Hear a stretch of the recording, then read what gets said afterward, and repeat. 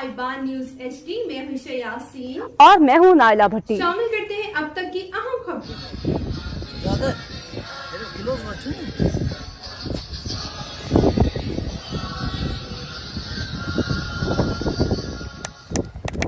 जैकबाबाद में private schools association Jacobabad की जानिब से स्पोर्ट्स फेस्टिवल की इख्तितामी तकरीब फुटबॉल ग्राउंड में मुनक्किद की गई, जिसके मेहमान खुसूसी प्रेस क्लब के सदर मोहम्मद नवाज सोलंकी, हाजी दीदार अली लाशारी, नदीम अहमद कुरैशी समेत शहर के मुअज़्ज़िज़ीन ने बड़ी तादाद में शिरकत की।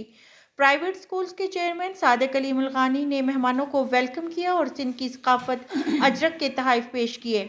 मेहमानों ने बच्चों की मेहनत को सराहा और कामयाब टीमों में इनामात तकसीम किए।